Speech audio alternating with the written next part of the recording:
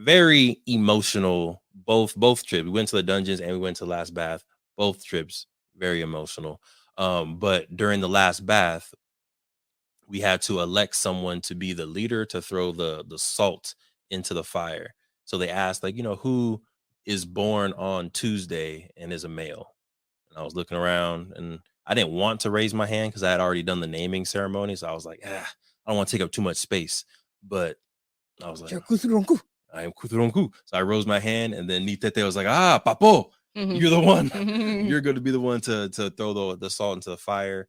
Apparently being born on Tuesday means you're born from the planet of Mars and you're a reincarnation of the god of war. Welcome, Melanated Married Millionaires in the making and friends, to another impactful episode. We're about to go through and highlight a melanated married couple or just go through some lessons that we got. Make sure y'all tap in with the conversation. Queen, where can they go to tap in?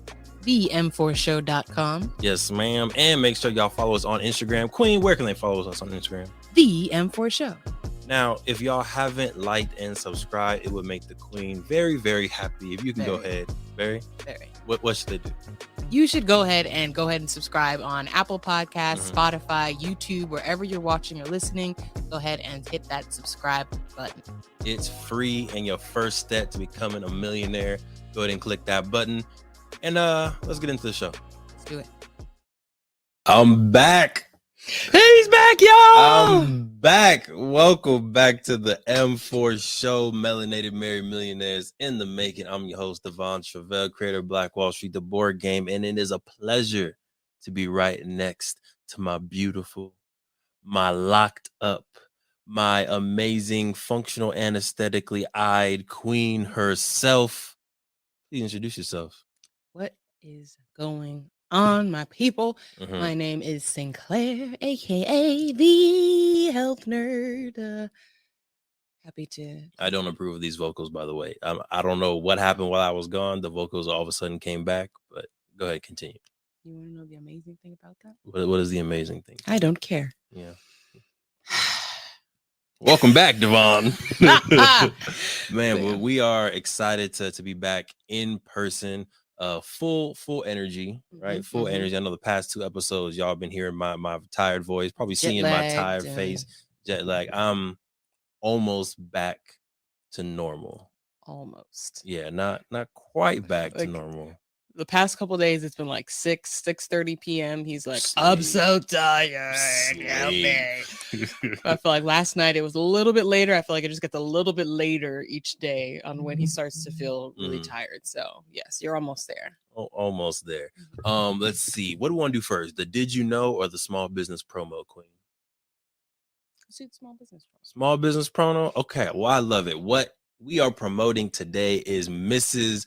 B's Table. Mrs. B is out here providing hot meals and drinks to homeless just to get them a little bit more engaged with the resources available so that they can be self-sufficient if they choose to be. If you are interested in supporting the mission of decreasing the amount of homelessness we have out here, or really just providing resources and hot meals to people in need, make sure you tap into mrsbstable.org. Or you can follow Mrs. B at Instagram. You see the Instagram right there. It is MRS_B_table at Mrs. B's Table. Let's go ahead and throw up the official mission because I did my remix on it, but I want to make sure we give Mrs. B her dues, right? So Queen, if you don't mind, with your amazing aesthetic and functional eyes. So Mrs. B's Table uses home-cooked meals and cold drinks as a bridge to get the homeless individuals across the resources that they need to become self-sufficient if they choose to. There it is. So again, you can go to mrsbstable.org and donate and make sure that you are doing your part however you can to support folks in need. Now, Queen. Yes. Before we get into this amazing episode, which I'm going to try my hardest not to go over. Jair, you help us out on your side. I know the Queen's gonna help us out on this side, but we want to go over 5 reasons why you, that's right, you need to visit Africa.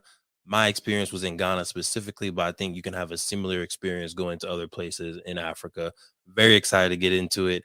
I'm gonna try not to go over. Queen, hit them with the did you know so we can get into this amazing episode. You're eager. I am.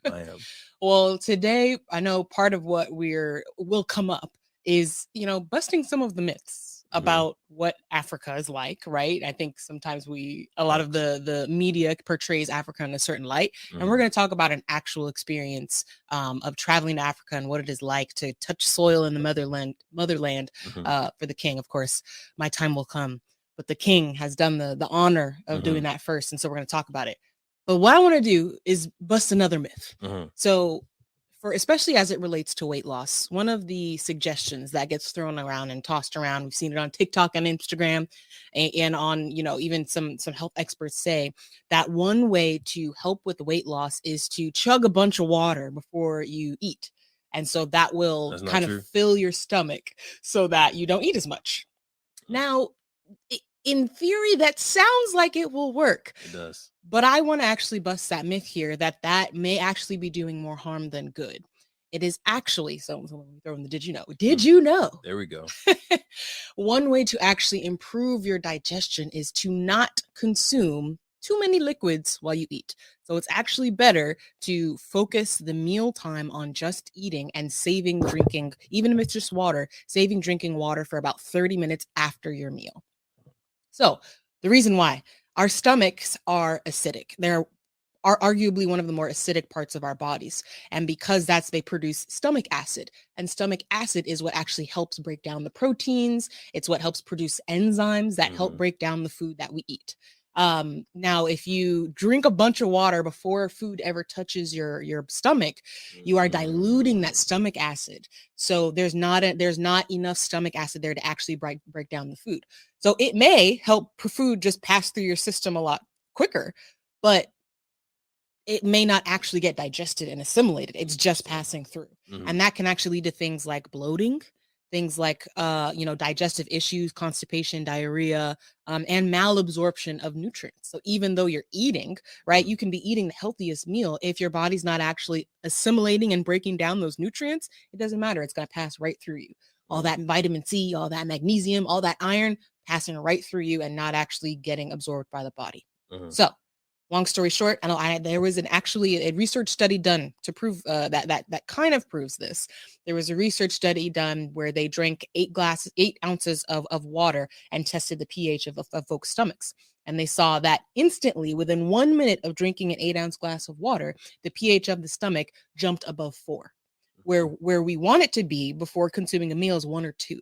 So again, you can see how instantly after drinking even 8 ounces of water, we see our stomach start to become more basic, and that is going to make it harder for us to digest your food.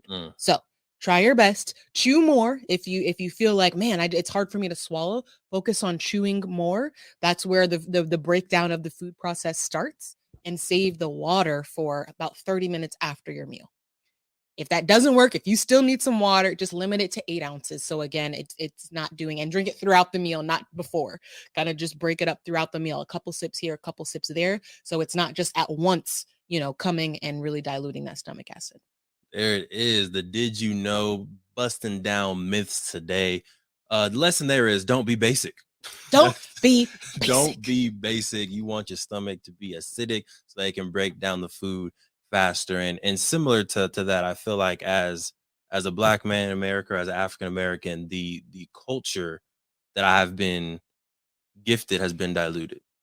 Right? The culture of being African, the culture of being from the continent where civilization and humanity was birthed has been diluted over generations of being forced to assimilate in America, right? So in order to stop me from being basic, stop y'all from being basic, you need to travel back to the source, right? Get that pure culture, get the unadulterated culture so that you can know who you are and you can really consume the nutrients of the culture of Africa. That's what we're going to talk about today. We're going to talk about, again, the 5 reasons why you, that's right, you right there, need to visit the continent. Queen, are you ready? I'm ready. All right. Well, without further ado, let's get into the episode. Over 50% of Black Americans are unmarried, and only 2% of Black families in America have a net worth over $1 million. We are on our journey to not only join that 2%, but grow that 2%. Facts. I'm Truvel, creator of Black Wall Street, the board game, with my beautiful co-host. I'm Sinclair, aka the Health Nerd. And welcome to the M4 Show.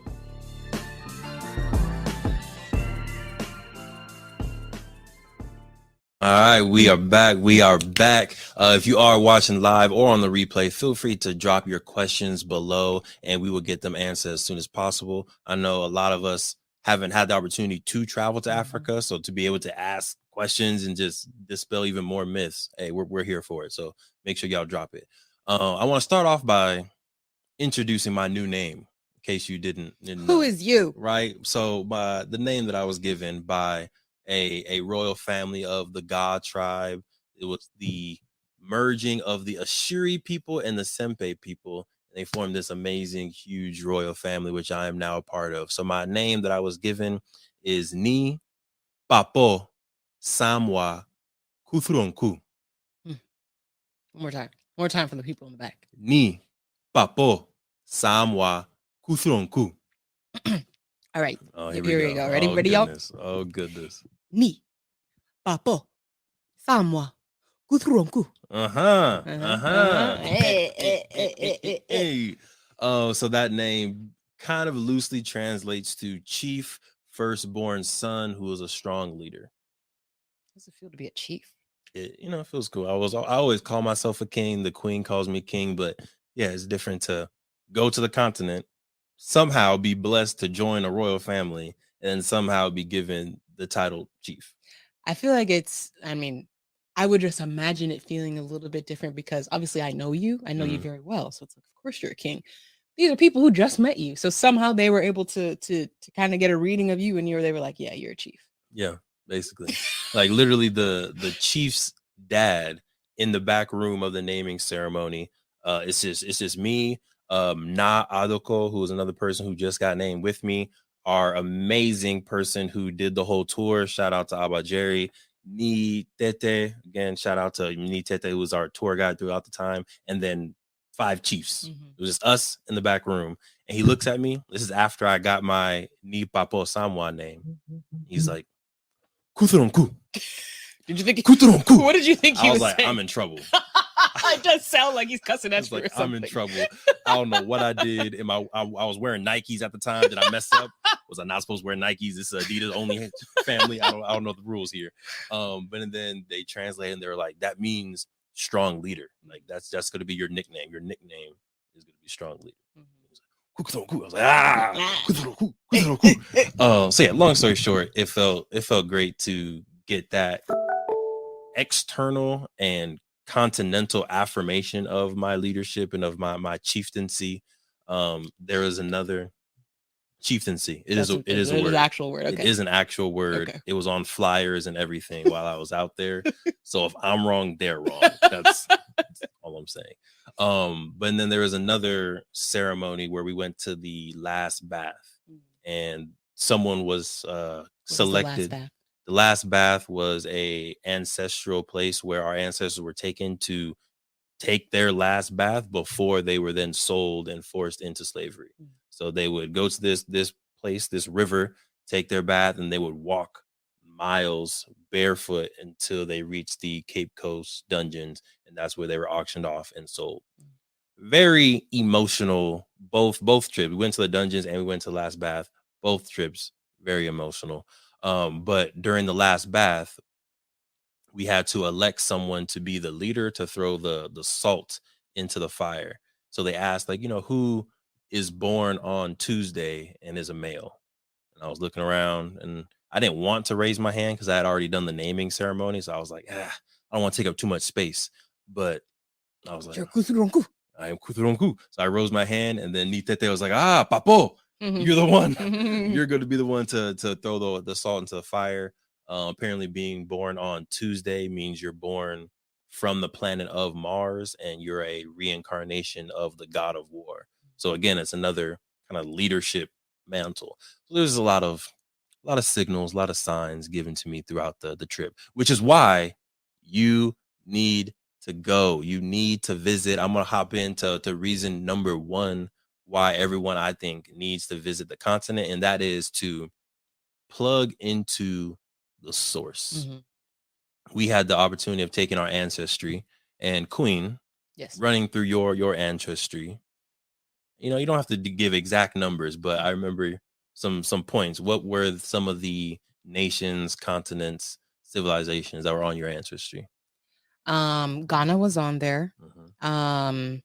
I don't, maybe like 12%, Mm-hmm. something like that. Mali, the Kingdom of Mali was on there. Hey. Where else? I'm gonna just Nigeria was on there. I did have some. I had like 30%. It was 22% British. 22%. Yeah, like Northern European England, and then 8% Wales. So about a third like European. And then yeah, like a little bit of like Congo. There was Congolese. Yep. I think that was about it. And I also had the privilege of doing it. I forgot, I think someone got it for us for our Christmas gift. Yeah, your parents. So if you've never done Ancestry before or 23andMe before, I think it's worth it, especially if you're like, I don't know where I'm from, I don't know my history, maybe you're not as connected to your family tree as you would like to be.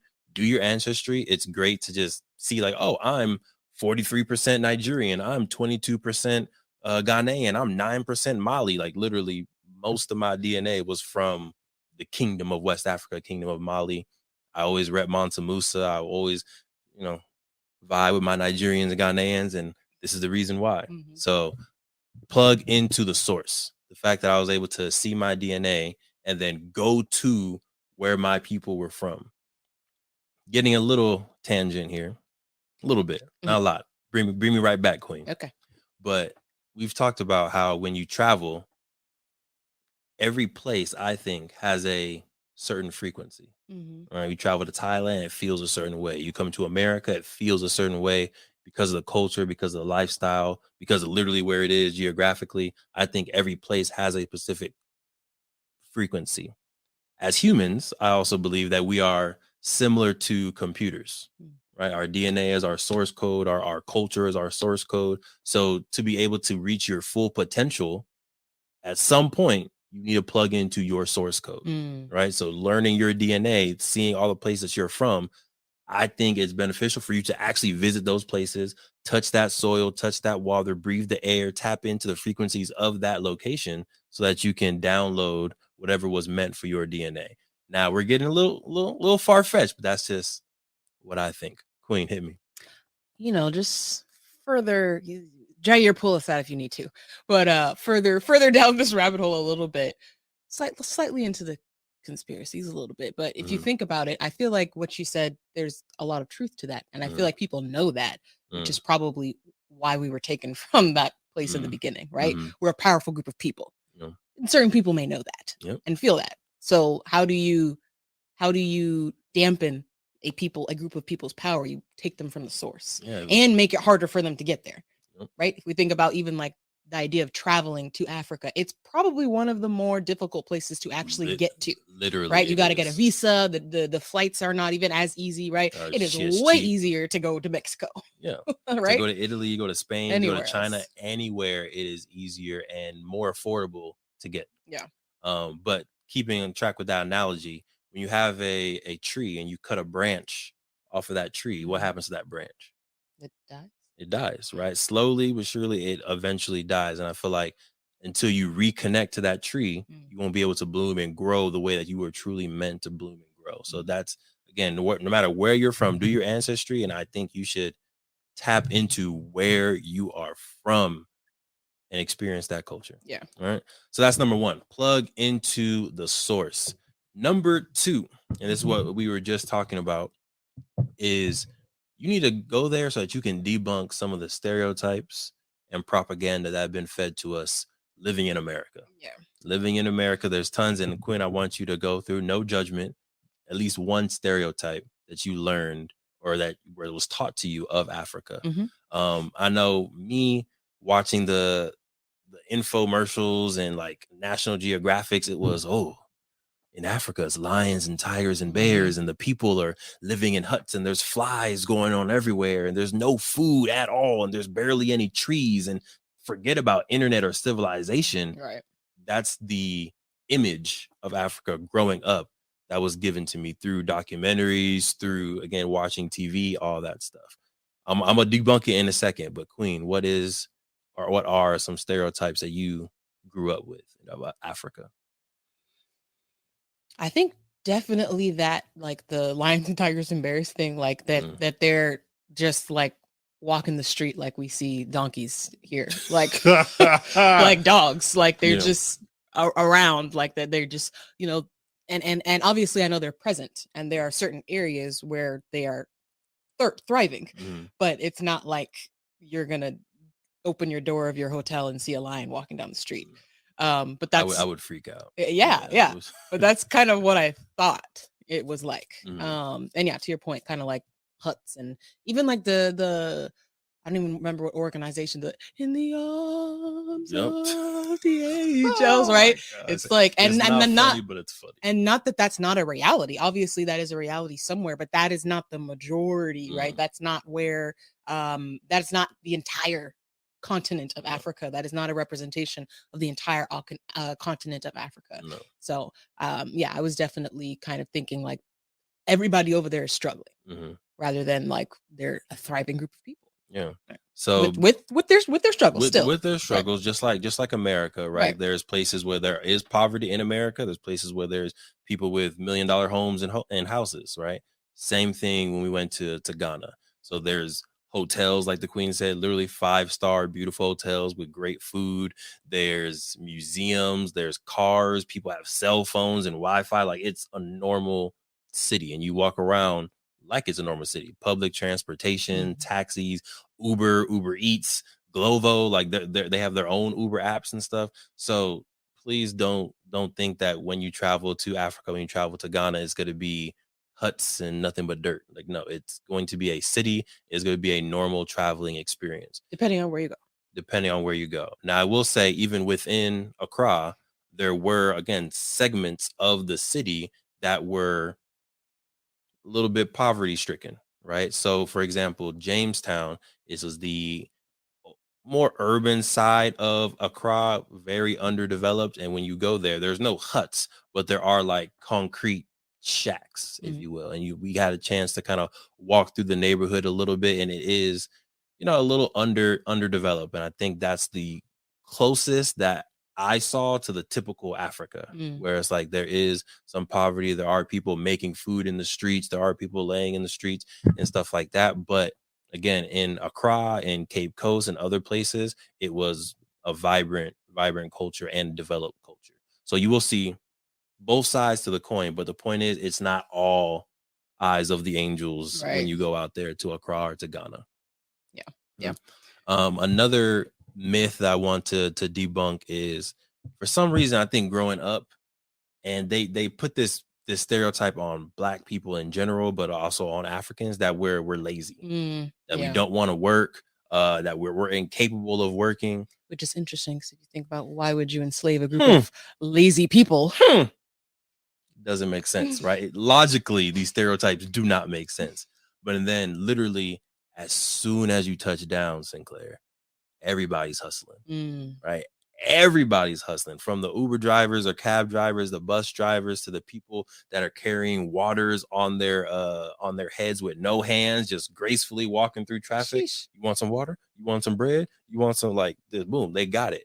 From people selling paintings, hand carved masks, like literally everybody's hustling, everybody's selling, and there was so much creativity. We got a chance to go to the art district in Accra, and this is kind of like a swap meet. And the Queen's already smiling because I spent money at the art district. Jaid, it was so bad. There was so much good stuff, so much creativity, paintings, masks, jewelry, shirts. Yeah, it was bad. But again, I think growing up, we're taught that, Africans or Black people want handouts. We don't want to work for money. But then you go there and you just see entrepreneurs and business people everywhere being creative and selling.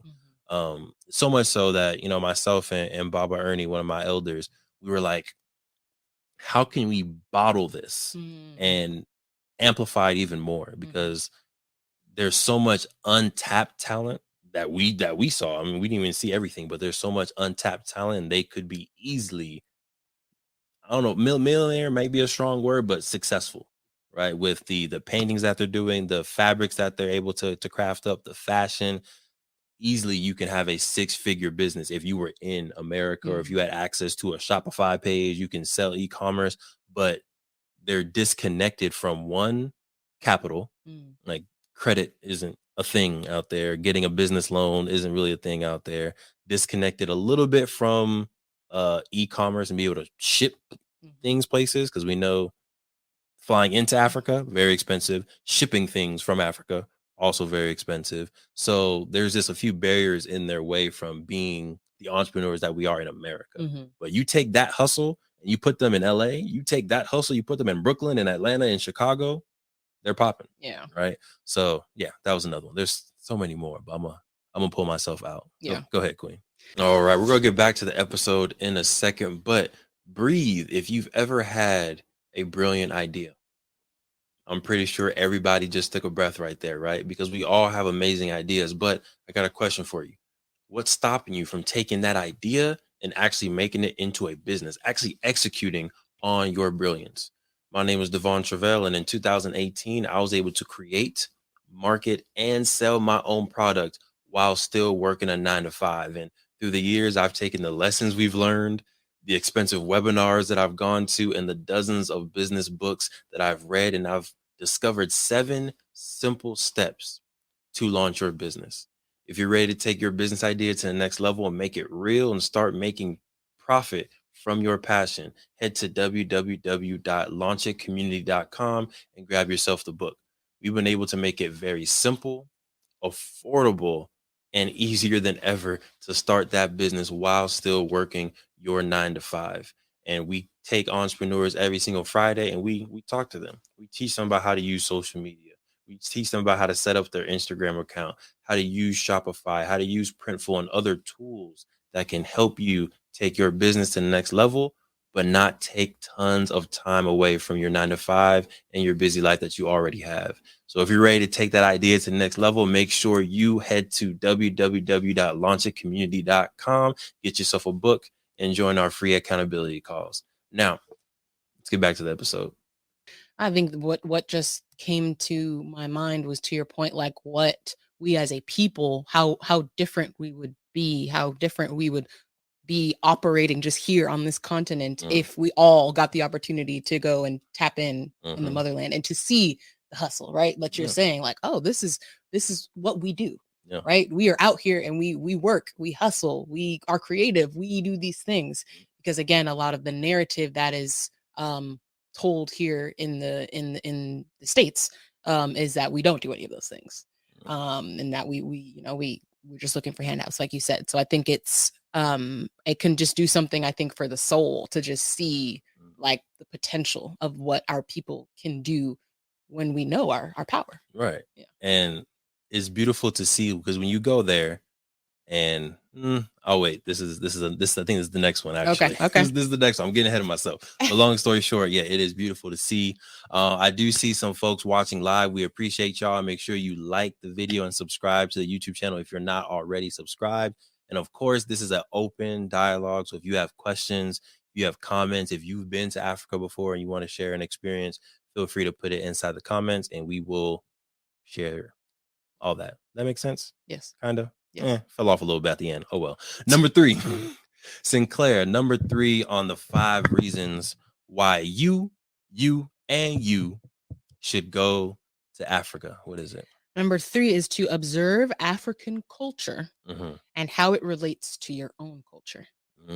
Love it. So I'm gonna give 2 examples, and then Queen, if you have questions, hit me with some questions. But we were walking through Jamestown, and one of the locals made a comment like, "Oh, we know you're from America by the way you walk." You're like, "What?" And they weren't talking to me, because y'all know I got the swag walk. You know what I'm talking about. They weren't talking to your boy. But they were just like, "Yeah, you walk very smooth and level. Like where you're from, the streets are smooth." And you have nice cushioned shoes. You have nice cushioned shoes, so you can walk smooth because your environment allows you to walk smooth. But when you're in Jamestown, when you're in other parts of Accra, if you're walking on the beach of Jamaica, right, you literally can't walk smooth. You have to walk with a little bit of swag because you are adapting to your environment. You have to kind of watch where you step a little bit because there could be some rocks or things in the street. So it's interesting to see even where our walk could have came from. Right. It came from our environment. I think today we have smooth streets, but we still choose to walk with a little bit of a little bit of swag with it, you know? And it's interesting to see where that may have come from. Not even a conscious decision, but an environmental decision. Number 2, and I think you're gonna like this, and all my other amazing melanated Black queens are also gonna like this. But we got a chance to hear from a full panel of queen mothers, and they kind of talk through the roles and the responsibility that a queen mother has. Not a Black woman, not an African woman, but a specific person who is given the title of queen mother. Before I get into it, Queen, did I already tell you this story? I don't know. Good. What roles or responsibilities do you think a queen mother would have? A queen mother.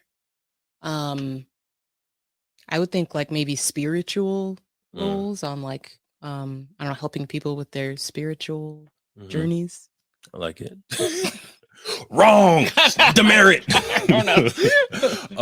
So they have a lot of responsibilities, like almost as much, if not more, than the king does. Wow. And to keep in mind, right? Well, we're gonna talk about that in a second. We're gonna get there. But there's the queen, who is the king's wife. Then there's the queen mother. Interesting. It's different. The queen actually does not have too much power or responsibilities. They are the queen. They just sit there and look pretty? They just sit there and hopefully they're blessed to look pretty. Yes. The queen mother is technically, when it comes to political power, above the queen. Okay. Right. So the queen mother, first off, is responsible for choosing the king. Wow. All right. So the queen mother first, foremost, and this isn't in every West African culture. This is specifically one of the tribes that we talked to, but they were in charge of choosing who the next king is going to be. Number 2, they're in charge of raising the men and children of the tribe, of the village, of the family, to make sure that they know the history of the family, the language, spiritual practices. So you weren't far off there. I see you. And they are taught how to conduct themselves as a king. Right. So from birth, if you are of royal blood, you are given to this queen mother, and they teach you all these things. They literally groom you from birth to be king, and then eventually one of y'all are going to be chosen. They're also in charge of education. If there's any like beef within the family, you go to the queen mother. You don't go to the king. You be like, hey, queen mother, this is what's going on. The queen mother will try to solve it herself, and if she can't solve it, then she'll pass it on to the king. What else happens? And a few other things, right? So it was just interesting to go ahead, Queen. You have maybe an admirer or someone from Ghana there? Ajiri, what's going on? And they spelled it out. Whew. So this is my man from Ghana. I know. This was my roommate. Oh, this was my roommate. This is my dog. Hi, roomie. Ajiri. Good to see you. What time is it out there? Oh, it's nighttime. Majo. Hey. Majo. Actually taught me some things. I did teach you a little bit. But yeah, it was just interesting to see the responsibilities and the roles that a queen mother has in traditional Africa, and then see the roles and responsibilities that Black women play in America. And I feel like, and you let me know, but I feel like most Black women assume the role of queen mother. Basically. Right, like you're handling the beef within the family, you're educating the children, you are almost in charge of the spiritual development of the kids, you're teaching them the manners and how to be a man, how to be a woman. I feel like we have a lot of queen mothers within the African American community without the title, and they haven't gone through the official rites of passage and all that. But it's interesting how those roles and responsibilities have been subconsciously passed down to Black women generation to generation. How you feel about that? I mean, yeah, it does sound very similar. The role itself sounds very similar of like the mother of a household. Yeah, that I mean, yeah, I don't want to say that's where it comes from, but it could be. It very well could have came from that, I think, because we don't know what type of traditions were passed down out of survival, right? When our ancestors went through the slave trade, when we had to come to America, there could have been, and very well statistically were, queen mothers that were forced into enslavement. So, and then when they got to America, my responsibility hasn't changed. Right. My tribe may look different. It may be a little bit fractionized, or what's the word I'm looking for? Divided, broken up. That's not the right word, but I'm still going to assume the responsibilities that I would have if I was home. So I'm still going to act like a queen mother here. I'm going to see who's going to be chief, who's going to be king within this family, within this group of people. I'm going to teach my daughter, I'm going to teach other people how to be queen mother. This is how you move as an African woman. Yeah. I think it's very possible.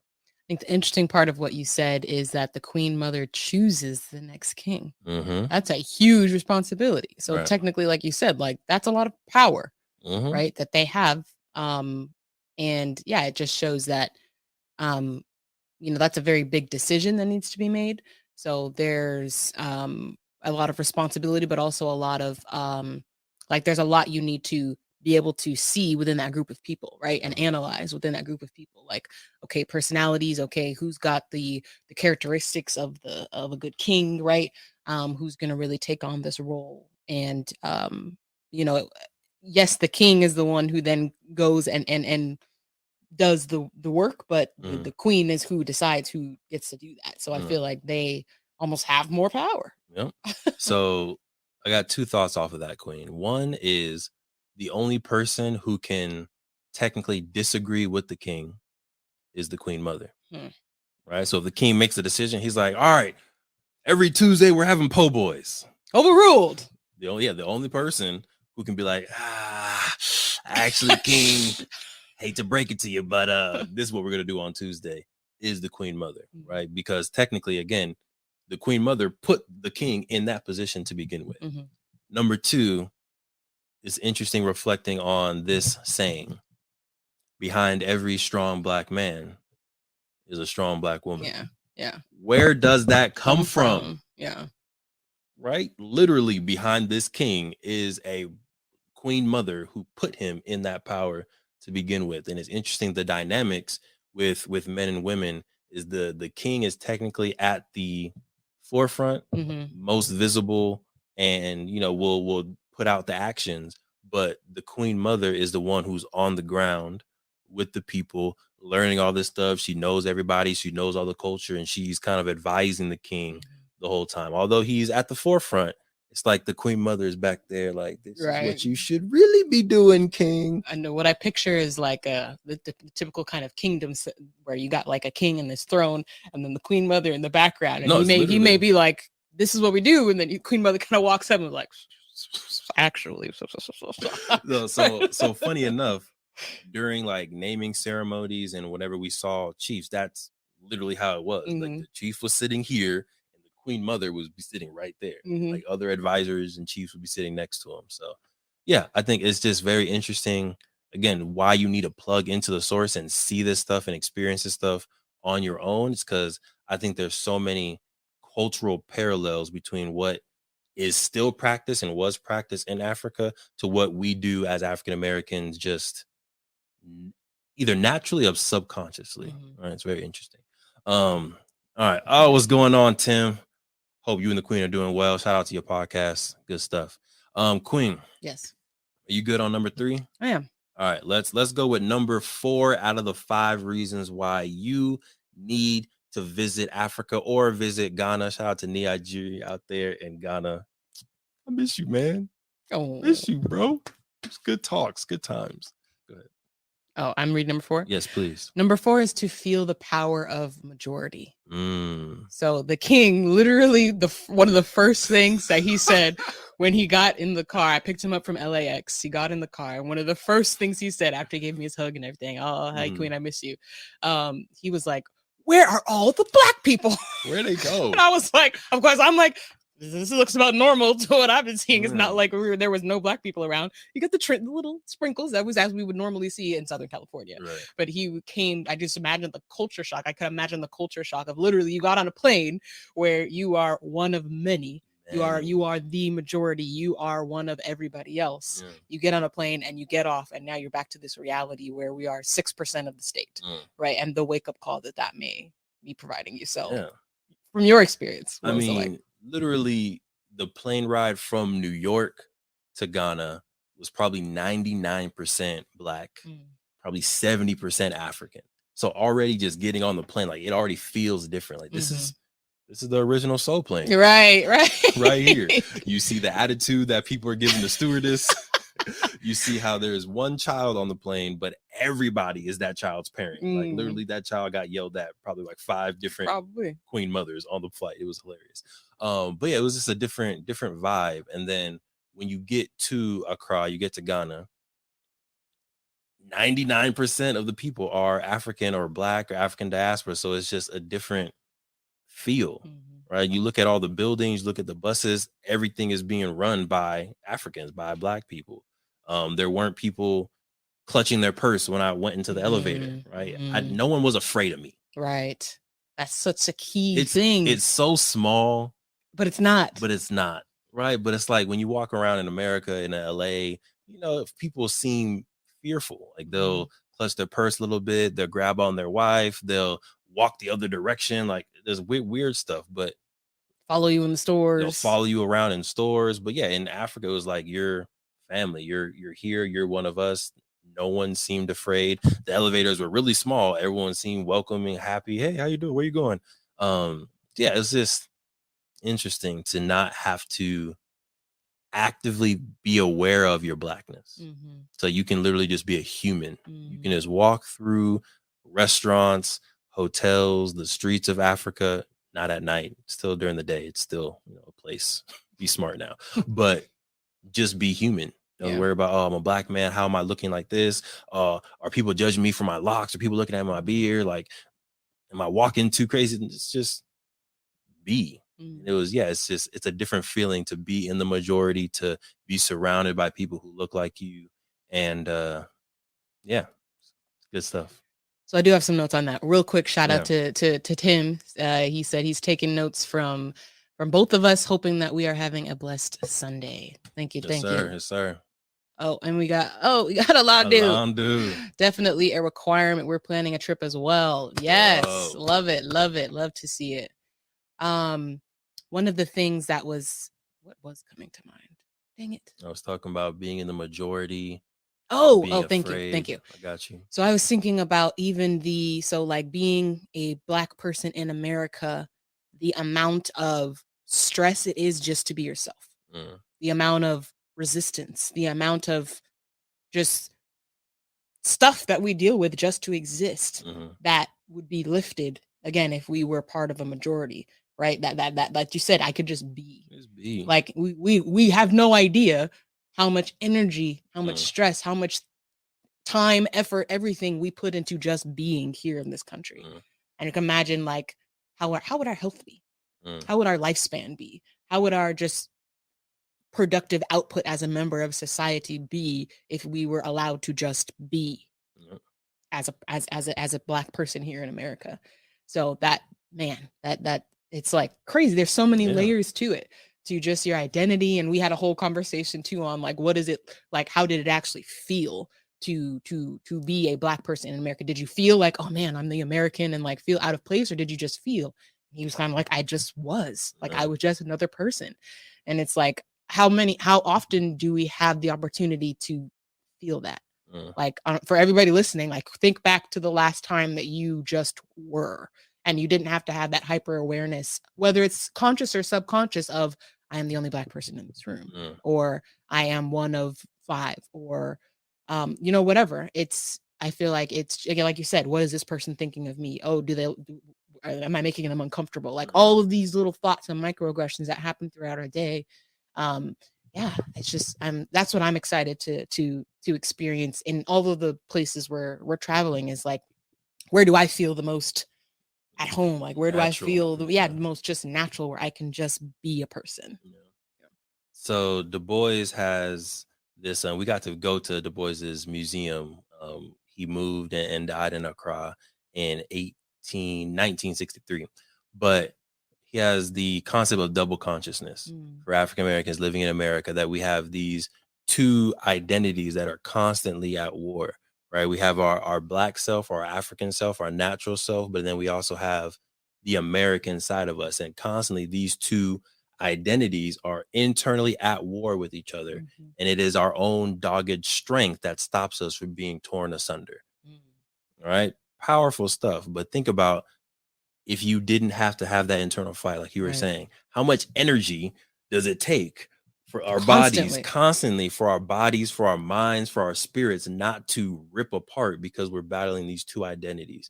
So to be able to be in Ghana, and, you know, I did feel still a little bit American, right? Because of the way I talked, the way that I dressed, like there was still that very slight tint of, I'm a little bit different, but it was nowhere near what I feel walking through Riverside, Moreno Valley, Orange County. Like, it's just a completely different vibe. So I think, yeah, something that everybody needs to experience. Queen. Yes. Before we get into number 5, Alondu, let us know where you're going in Africa. Tim, let us know where y'all want to travel in Africa.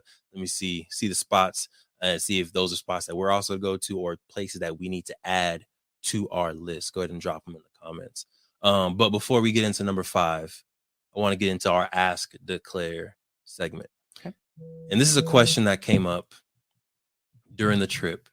I was wearing our Melanated Married Millionaires in the Making shirt because we were about to do an episode. I was about to call the Queens. I was, rocking the swag. But then someone was like, is $1 million too much money? And this was coming from Trey. Mad respect. She's very creative, very entrepreneurship mindset, visionary person. Like, we're on the same wavelength on a lot of stuff, except for if $1 million is too much money for one person to have. I think it was coming from, we were in Ghana, in Accra, or at this point we were in Cape Coast, and we were seeing how people live happy lives with nowhere close to $1 million. These are people who live literally right on the beach, like steps away from the beach. In California, their real estate would be worth millions of dollars, and they're just sitting there chilling, cooking up some fish, going out into the ocean, grabbing some fish, like just living regular life on easily $1 million worth of real estate. But they seem happy. They seem content. So is $1 million too much? Do you really need $1 million? Queen. Yes. Answer the question. My answer is no. Now, I think it does depend on the amount. I'm not going to say that there is no amount of money that's too much. $1 billion, arguable. That it's too much for one person to have, because that's a lot of power too. But $1 million, in my very humble opinion, in today's society, I do not think, and in this country, in this state, that is not too much money. Now, going back to some lyrics that I like to quote you on, and I want to get them right this time, because your boy got bars. Money only multiplies the motives that's inside of you. Yes. Okay. All right. I got to write that time. So left side with a scheme, looking for a roof. Money only multiplies the motives that's inside of you. So if you as a person have shady motives, maybe you don't need $1 million, because it's going to be a lot of power. And if you're going to do bad with $50, you're going to do even more bad with $1 million. Listen, if you got a bad scheme with $50, yeah, you're not looking good for you, right? But if you are a person with good intentions who puts good out into the world with $50, then you are only going to put more good out into the world with $1 million. So I feel like that mindset kind of comes from the fear of, or from the old mindset that money is the root of all evil. And that is, I love that E.T., shout out to E.T., he kind of corrects this, and that's kind of a misquote of what the Bible was trying to say. That's where a lot of people get that. It's actually the love of money that is the root of all evil. But money itself is just a tool.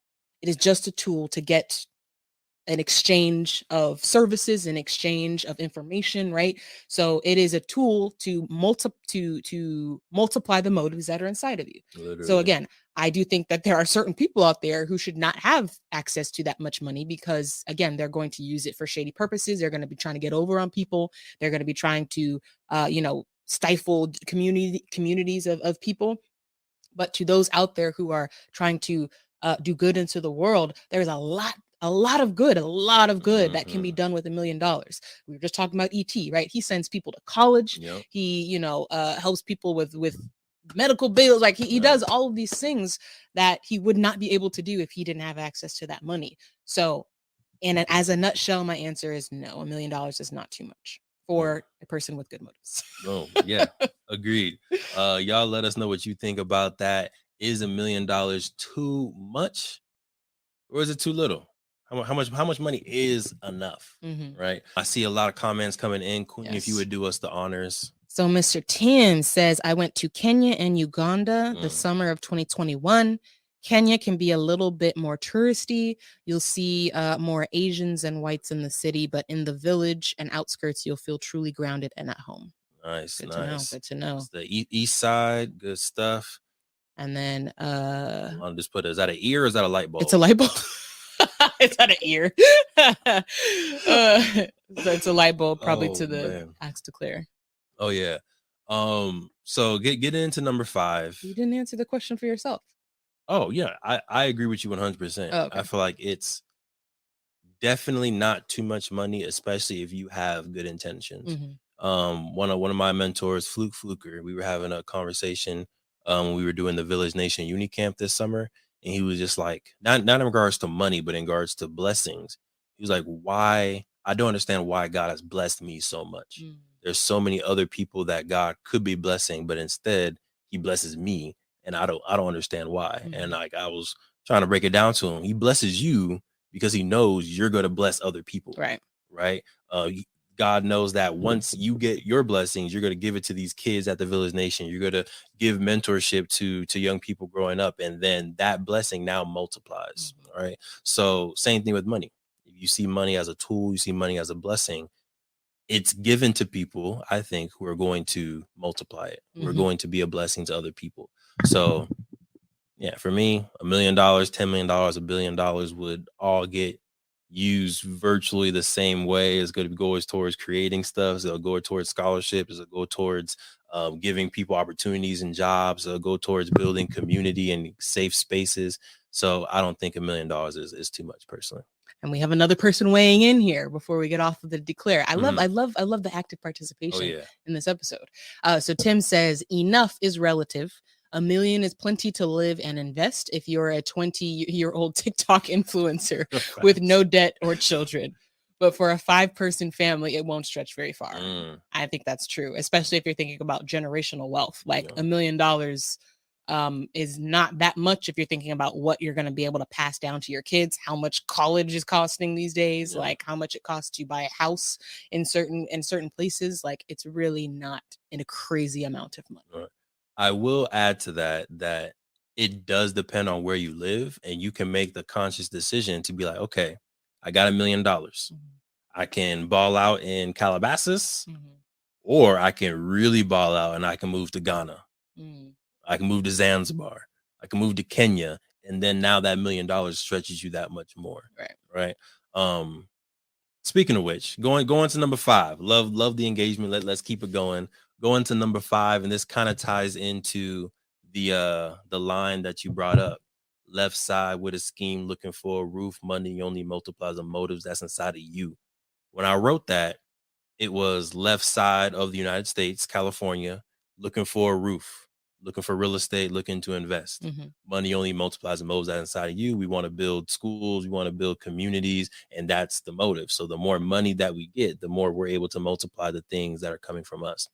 But it's interesting how that same line applies when I was in Africa. Left side of Africa literally was still looking for a roof. Money only multiplies. It literally multiplied from coast to coast, south to west, right? So I just wanted to pat myself on the back for that amazing triple entendre. You are a Listen, lyricist. me and Jay-Z, we going toe for toe.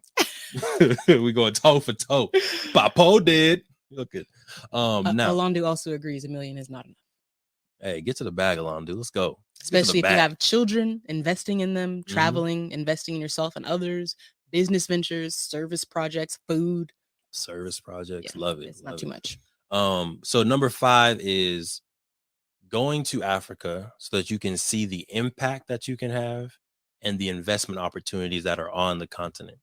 Right? Talking about service projects, it's a double-edged sword for me, Queen. I'll be honest with you, because I want to give back to the community that I come from, just because I have a direct connection to it. But at the same time, I also come from Africa in a sense, and there's so much direct impact that you can have at a quicker rate than in America, right? So, for example, University of Cape Coast, one of the top institutions in Ghana, tuition there is tuition and room and board, 450 CDs a year, which is $45 a year. So 4 or 5. No zeros after. No zeros. 45, which again, relative, right?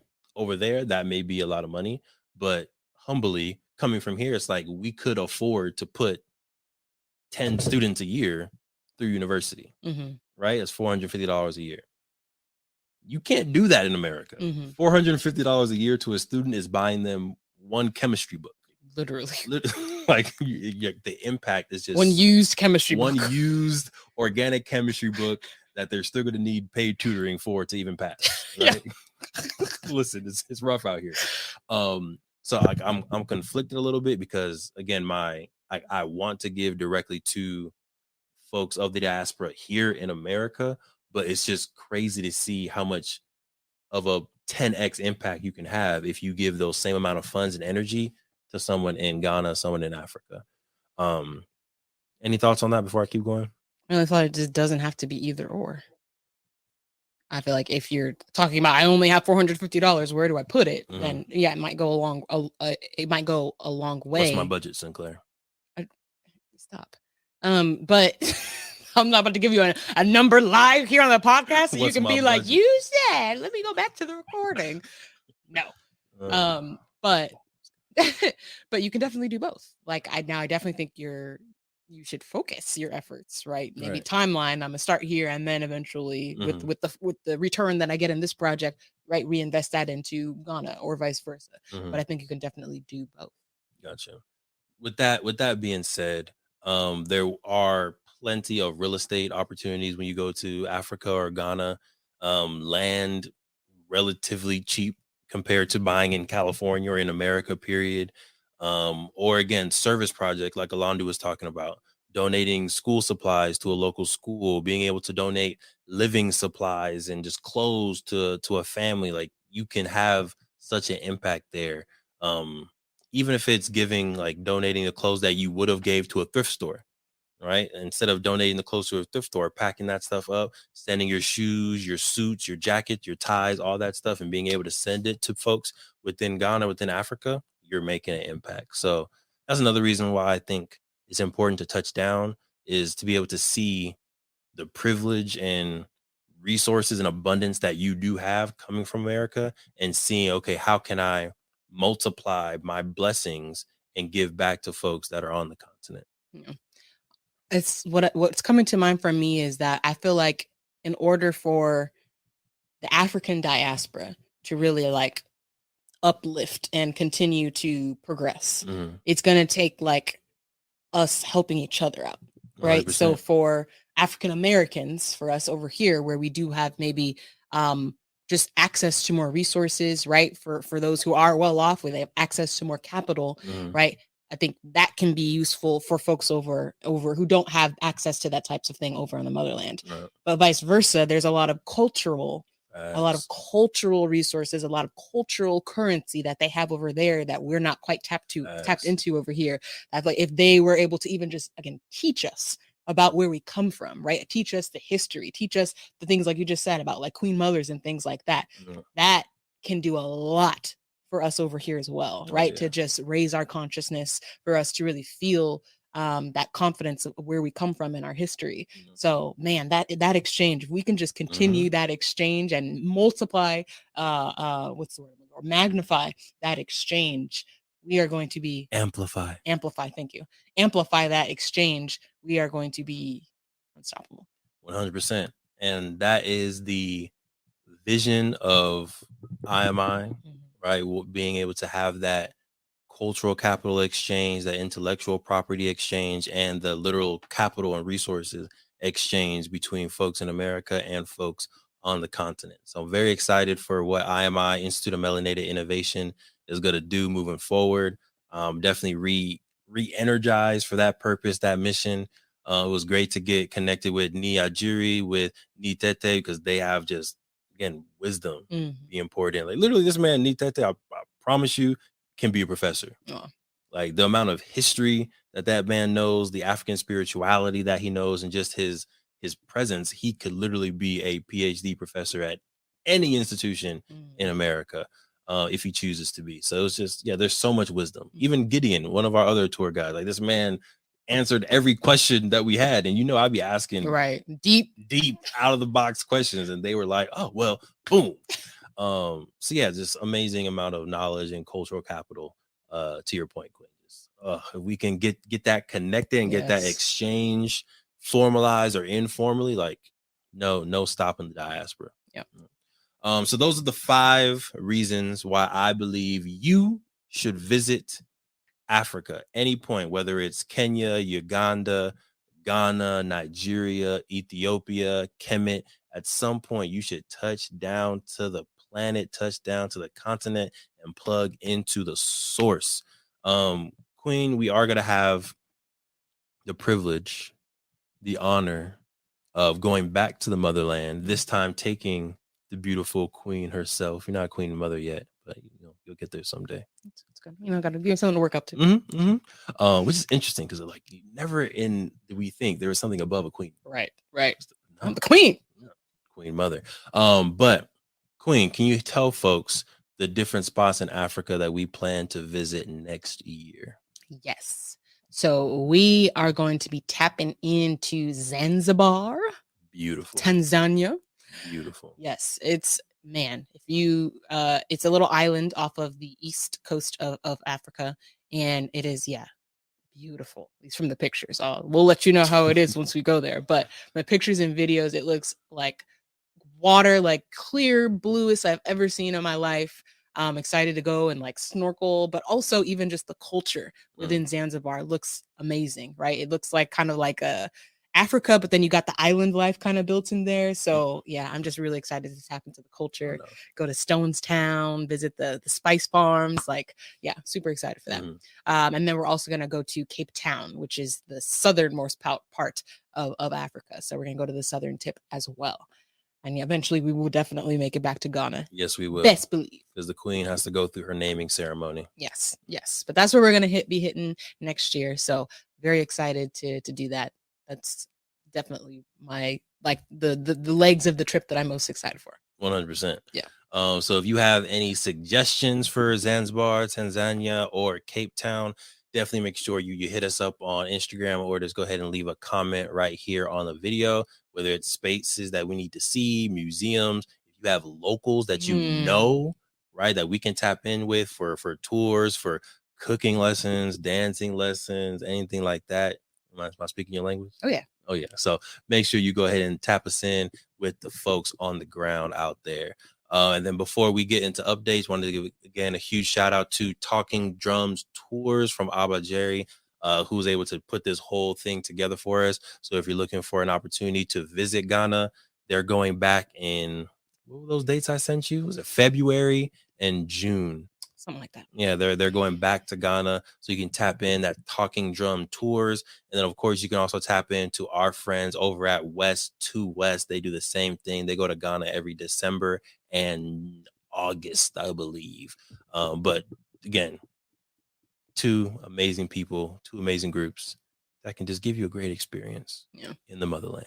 And I think some people's hesitation for going there is like, I don't know where to start.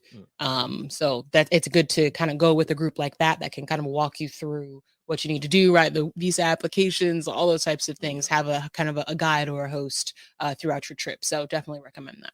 100%. Okay, I'm getting into updates for the week, other than Devon being back home with the amazing queen.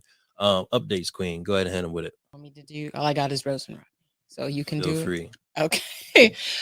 So yes, we still have our Rose and Rodney, the Black History Adventures of Rose and Rodney Fund Black Founders campaign going on. So if this is the first time you're hearing about it, we took the same history that was used to create Black Wall Street, the board game, and use it to create a children's book so that younger kids can still have access to this history, still be learning this history, and get that, get those conscious lessons that they can learn from this history early on. And now we're turning that children's book into an animated series so that right on your TV screens at home, your kids, your younger scholars can be learning this history, learning about, the basic principles of entrepreneurship and things like that. So Rose, Rodney, their siblings, they go back in time to Black Wall Street, and you definitely want your kids to be able to tap into what happens while they're there. So we got a active campaign going at fundblackfounders.com/playbblackwallstreet, and whatever you can donate is going to help us out so that we can turn this into a full season. We want to do a full episode, 8-episode season, so that we're giving as much value to the young scholars out there as possible. So you yourself, please go to our website, go to the fundblackfounders.com/playbblackwallstreet. You can also go to just playbblackwallstreet.com. We have it there as well. A link to the campaign, and watch the video, share it with anybody who you think will also support the project. Yes, again, reiterating, go to playbblackwallstreet.com. Right there on the homepage, you can go ahead and support the campaign today, and you do get rewards, right? So you can just donate if you would like to, or you can receive board games, you can receive custom game pieces, you can receive special invitations to screenings, and you can even get producer credit on the episode. So make sure you go to playbblackwallstreet.com, click support Rose and Rodney campaign, and see the rewards that you can get. I'm even more energized about just my purpose in education and creating after going to Ghana, because there's so much that even African culture doesn't know about African culture or African American history, right? So being able to have great conversations with Niajiri, teaching him about Tulsa's Black Wall Street. Right? He was like, "Oh, have you heard about Tulsa's Black Wall Street?" No, I haven't. Right? Just like in America, our students aren't learning it. In Africa, they're also not learning it. They're not learning about Black Panthers. They're not learning about Seneca Village. They're not learning about these things in their classroom. Like some of them, like Nitete and Gideon, learn about it outside, but inside of the actual curriculum, we have to understand that Ghana was colonized by the British, and their school system is still a colonized curriculum, right? So there's same issue, the same educational issues that we deal with in America, they literally are still dealing with on the continent of Africa, which is it's crazy. So not only can Rose and Rodney help teach people in America about the history of Tulsa Black Wall Street, but cartoons, music, it's universal, right? So no matter where you are in the world, being able to tap into this animated series, being able to tap into the book. I was able to give away a few books while I was over there. Thanks. I didn't record it or anything, but y'all know I gave away some books. It was fun. But yeah, being able to teach not only African Americans, but Africans, Jamaicans, Haitians, African diaspora folks all around the world about the history of Tulsa's Black Wall Street is just, it gives me a little bit more energy. But again, the full vision of Rose and Rodney is to not just stay in America. Eventually, they are going to the Kingdom of Mali, which is West Africa. Eventually, they are going to go to Kemet, which is East Africa, now known as Egypt. So not only is this series going to teach Black history, African American history, but eventually, as y'all continue to rock with us, continue to support, continue to tell friends, we're literally going to be able to tell the story of other kingdoms all throughout the world. Powerful. So if you can't tell, I'm excited about the Black History Adventures of Rose and Rodney. I'm definitely going to have to go on a walk, meditate, chillax a little bit after this. But yeah, I'm just very, very excited for the potential that this cartoon and other creative ways that we're teaching Black history and finances can have on generations to come. Facts. So again, if you weren't convinced yet, if you didn't go to the website yet, go to playblackwallstreet.com. Right on the homepage. Why are you support still here? Rose and Rodney. Wait, right. Stop listening to me. Go to the page and support the campaign. Once we reach $5,000, which right now we're at 4,200, we're gonna do a school supplies giveaway. Whether we do the school supplies giveaway at a school in Ghana or we do it in a school in America could be up for debate. But long story short, once we get to $5,000 raised, we will then start planning our school supply giveaway. All right, I'm done, Queen. I'm done. Pull me out, Jaid. Pull me out. All right. This was a good one. This was a good one. Hopefully you are convinced, motivated, inspired to visit the homeland and other places all around the world to tap into your source and to be inspired to follow your purpose. My name is Devon Truvel, creator of Black Wall Street, the board game. And I'm Sinclair, aka the Health Nerd. We hope you secure the marriage. We hope you secure the love. And of course, we hope you secure the bag. Peace, y'all. Thank you for supporting the M4 show and our mission to increase the wealth of Black families. If you received any value from this episode, any value at all, any, do us a favor and give us a like and subscribe on YouTube and Apple, Spotify, anything, all of them, all of them. Wherever you're listening, go ahead and like and subscribe. And after you like and subscribe, make sure you send this episode to at least one family that you really want to see win. We'll catch y'all next time. Peace.